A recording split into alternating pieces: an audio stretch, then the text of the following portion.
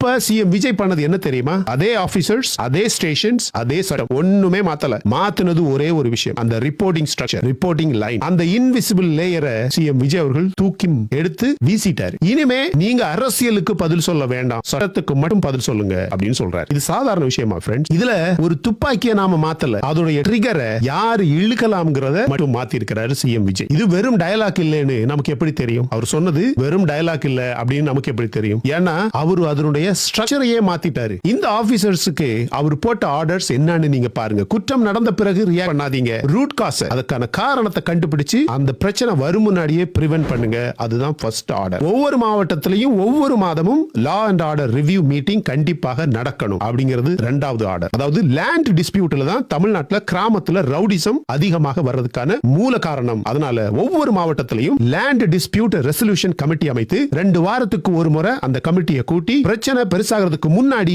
நீங்க தீக்கணும். இது ரியாக்ட் பண்ற போலீஸ் கிடையாது, இது பிரிவென்ட் பண்ற ஒரு ஆர்கிடெக்சர் அப்படிங்கிறது தான் அவருடைய அடுத்த ஆர்டர். இதுக்கு உலகத்துல மிகப்பெரிய ஒரு உதாரணம் இருக்கு. ஜப்பான்ல இருக்கக்கூடிய பிரிஃபெக்சுரல் போலீஸ் சிஸ்டம். அங்க லோக்கல் அரசியல்வாதி காவல்துறைக்கு ஒரு ஆர்டரும் போட முடியாது. இதுக்கு பேரு ஸ்ட்ரக்சரல் ஐசோலேஷன் அப்படின்னு சொல்லுவாங்க. அரசியல் கை காவல்துறைக்கு மேல படாது. அதனாலதான் ஜப்பான் உலகத்திலேயே குற்றம் மிகவும் குறைந்த நாடாக இருக்கு. சிஎம் விஜய் இப்ப தமிழ்நாட்டு காவல்துறையையும் அதே டைரக்ஷன்ல நகர்த்துறாரு. உலக அளவில் இருக்கிற இன்வெஸ்டர்ஸ், முதலீட்டாளர்களுக்கு இது மிகப்பெரிய ஒரு சிக்னல். இங்க சட்டம் அரசியலுக்கு வளையாது.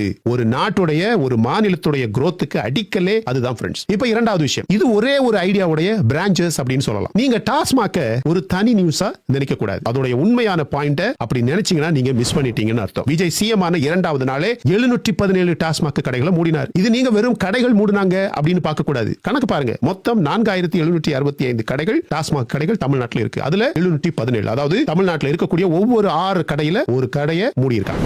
எங்க இருந்துச்சு அந்த 717 கடைகள்? 276 கோயில் பக்கத்துல, மசூதி பக்கத்துல, சர்ச் பக்கத்துல, 186 ஸ்கூல்ஸ் அண்ட் காலேஜஸ் பக்கத்துல, 255 கடைகள் பஸ் ஸ்டாண்ட் பக்கத்துல. இது ஒரு மாரல் டிராமா கிடையாது ஃப்ரெண்ட்ஸ், இது ஒரு ஸ்ட்ரக்சரல் டிரான்ஸ்ஃபர்மேஷன். பள்ளிக்கூடம், கோயில், அந்த சென்சிட்டிவ் ஜோன்ஸ்ல இருந்து லோக்கல் அரசியல் மாஃபியாவுடைய ப்ரொடெக்ஷனை, அவனுக்கு இருந்த அந்த ப்ரொடெக்ஷன் கவரை தூக்கி எடுத்துட்டார். அதே ஃப்ரீ ஹேண்ட், அதே ஐடியா, ட்ரக் ஃப்ரீ உத்தரவு, சேம் ஸ்பைன். போதைப் பொருள் குற்றத்தில் ஈடுபட்டவன உடனே கைது பண்ணுங்க அப்படின்னு ஆர்டர் கொடுக்கிறார். ஒவ்வொரு மாதமும் மாவட்ட லெவல் ட்ரக் பிரிவென்ஷன் கமிட்டி நீங்க கூட்டணும். அதோட ஒரு ஷார்ப் பாயிண்ட் அவர் சொல்றாரு, இந்த 2 நாளா நடந்த கூட்டத்துல சென்னை, கோயம்புத்தூர், திருப்பூர் மாதிரி இண்டஸ்ட்ரியல் ஹப்ல வேலை செய்யற வெளிமாநில ஒர்க்கர்ஸ், மைக்ரண்ட் ஒர்க்கர்ஸ் மத்தியில ட்ரக் அபியூஸை நீங்க கண்டிப்பாக கண்காணிக்கணும். ஆனா அதே சமயத்துல அவங்கள தரக்குறைவாக ட்ரீட் பண்ணக்கூடாது. ஒடிஷா, வெஸ்ட் பெங்கால், பீகார், நார்த் ஈஸ்ட்ல இருந்து வர்ற அந்த தொழிலாளர்கள் தாக்கப்படவோ, சம்பளம் அப்படிங்கிற முறையில சுரண்டப்படவோ கூடாதுன்னு சொல்றாரு.